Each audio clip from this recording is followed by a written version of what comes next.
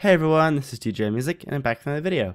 Today we're going to be doing a chunk loaders filter as well as a hopper fix filter, just because stuff happens with this that you might want to fix. So yeah, let's get back to it and let's get into another filter review. So this is actually another filter by me. It basically creates wonderful chunk loaders. So as you can see right here, there's actually like a hopper line that goes all the way down here, turns this way, and then it loads to this wonderful area right here. That's basically an area that keeps the chunks loaded. So you can actually create those and expand the spawn chunks so its chunks are always loaded and you have to worry about like the set blocks not working. I'm going to use this on my map a little bit later in the video so you can actually see how I'm going to use it in my map. But yeah, so let's actually go this way. As you can see in chat, it's saying loaded before chunk unloaded. So it's basically another spawn. This is the one that spawn. So this is saying spawn. If you go up this way towards this line, go this direction, go this direction. There we go. You'll see lots of other stuff. So you'll see that right here it says loaded. Here it says loaded 23. It's just two different chunks that I have. And then you have this guy, if I can click it, which is just another one that says unloaded. So in every hopper, I have a little Djimusic's head. And if you hover over this, it basically says do not remove from the hopper. This item keeps the chunk loaders from loaders working, and these are in all of these. So do not remove the item that's in here. Basically, this is what's causing the chunks to stay loaded. So if you look down here, you'll see that it's actually pointing into new chunk, and that's why it's loading. So if you see right here, it's pointing into this chunk. But if I go this way, oh my gosh, not used to speed. So if I go this way, you'll actually see that this chunk is not loaded. So it stops right here. This is the last block in the chunk right there. So basically this is not actually being loaded in the chunk because it's only one block.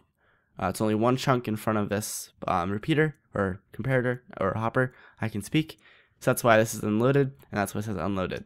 So you'll see that this is actually the little unloaded message is there. But if I do /kill, return to the spawn chunks, you'll see unloaded disappears from here. Oops, sorry. You'll see unloaded actually disappears from here, which means that that is unloaded. So it only works for one chunk. By default, you'll have to configure it if you want to load more chunks. But every single chunk in this row is actually loaded. So if you put anything in these chunks, it'll load. And that goes all the way to here. Now this is actually what you can do with it.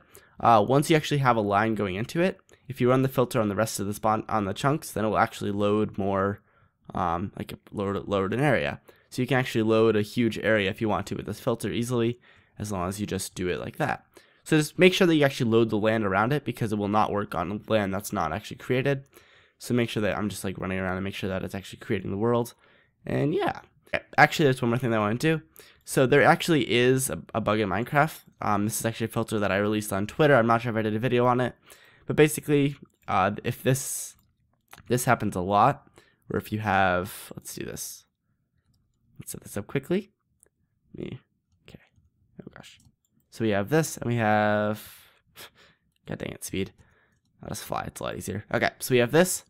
This is actually. It may look like it never would happen, like where this duplicates. Actually, that's what happens. So basically, this would duplicate, and then this one will stay on, which causes the chunks to not work. This does happen a lot with this filter, just because it keeps the chunks loaded. So ensure that you have. You're on watch for this thing if you use hopper timers. You shouldn't use hopper timers anyway, use any other better timers, but if you do use hopper timers, make sure that you check for this. I have a filter that'll fix it, but just for now, be aware that that is actually still a problem. So the best way to do this is just save and quit and go into MCEdit. Okay, we're in MCEdit. So let's hover over these blocks. We can see the hoppers are right here. Just select those, click filter, and you want to select my fix hopper timers filter, which is right here.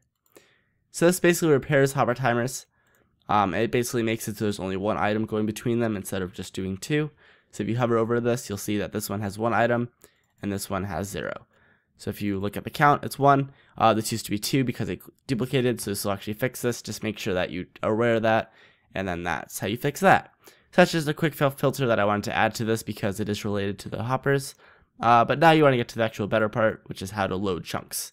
So the best way to do this, wait for the chunks to load. You have to make sure that you select the spawn chunks with the first one, otherwise it will not load at all.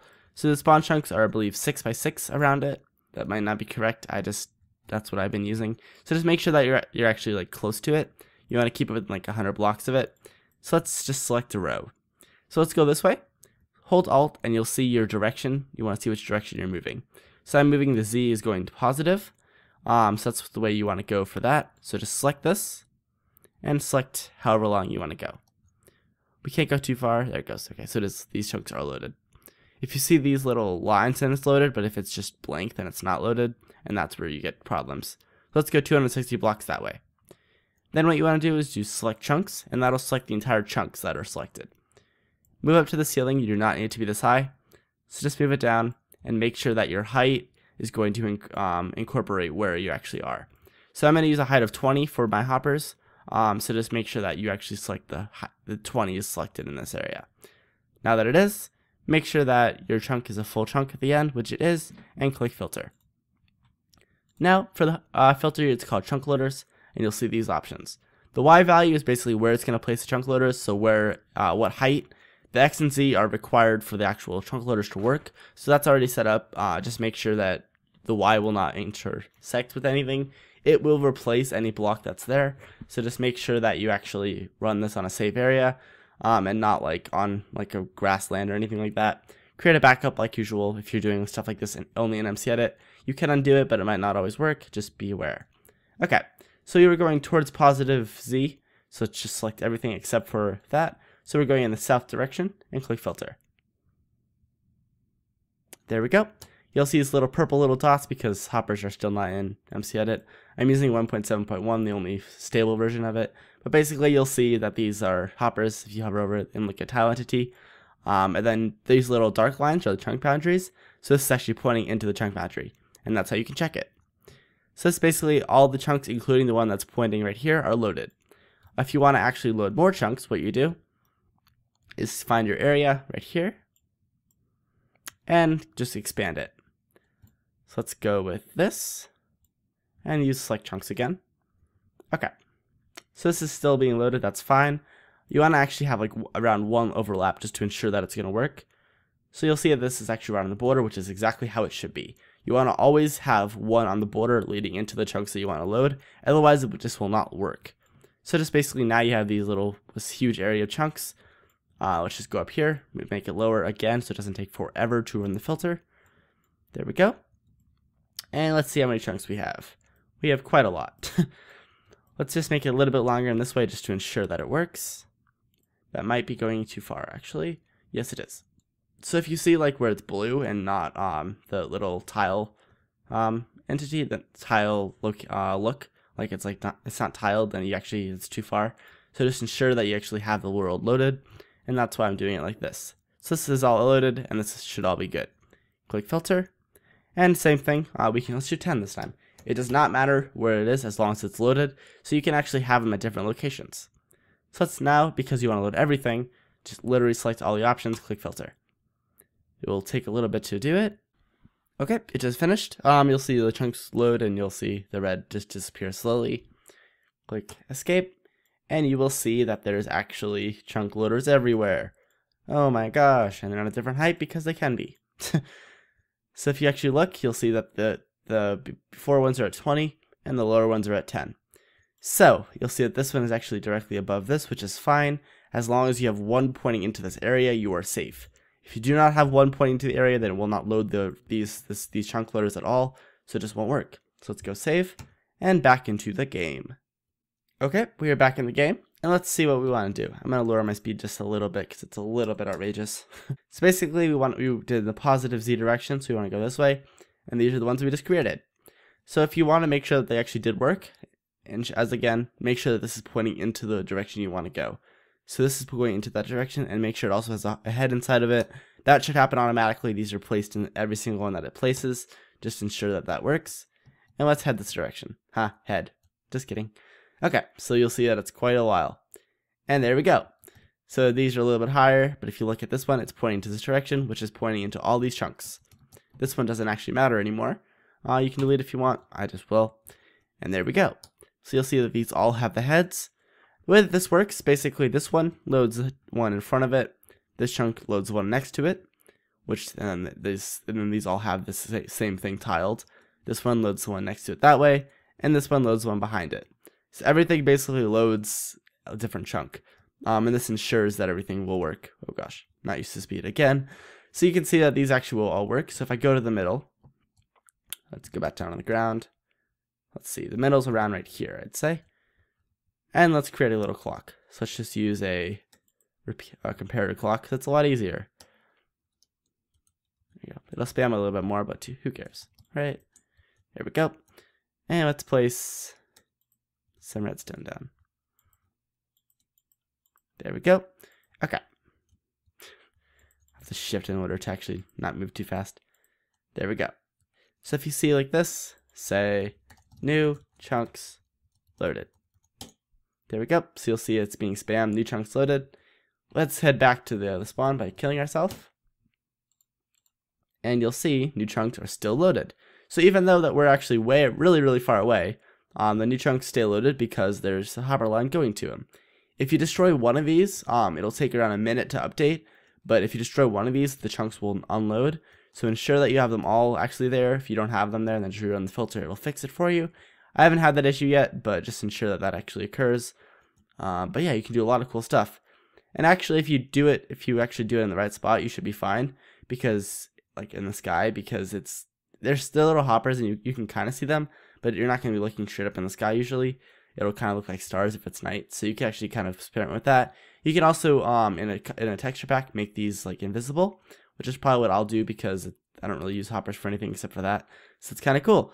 You have a lot of options with this. I hope it helps map makers. I'm going to actually use it in my maps really quick because I needed to have a good chunk load that actually works because the map is so large that it's actually impossible to keep the monument for it loaded. So this will actually do that for me.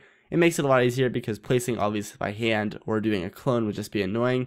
And this does it for you. This ensures that it works. And yeah, so it's pretty cool. You can actually, if you have it exactly in the center like I have here, you can actually like spawn a pig and then actually TP the pig to you. So if I let's do a pig. This should work. I haven't actually tested it. We'll see what happens. So just there's a pig. His name is Pig. If I do /kill and I have respawn. There we go. And I do TP at E. Type is equal to pig to Djimusic. The pig teleports to me. So basically, as long as you have enough chunks loaded, it's a 2 barrier on each side of chunks of the tile entity chunks. Tile entities and entities will actually work. So you have to ensure that you actually do not put these in the edge of the border. So let's actually go back there really quick and I'll show you what I mean. Such a long way. Oh, that's the wrong one. I should go in positive Z. I know what I'm doing. Cool. So there's positive Z and this loads this. It's a long way. Okay.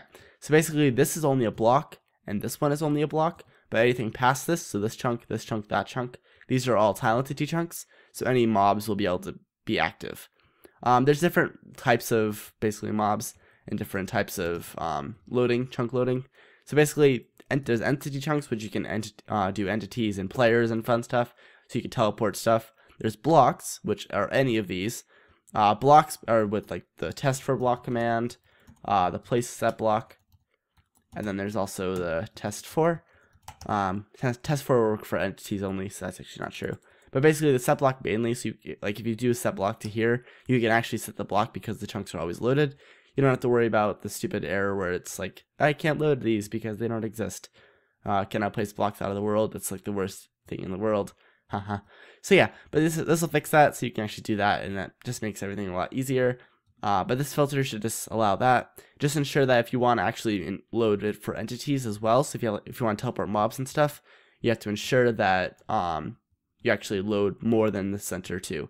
So this one and this one are only block. The rest are for entities and items and all this stuff.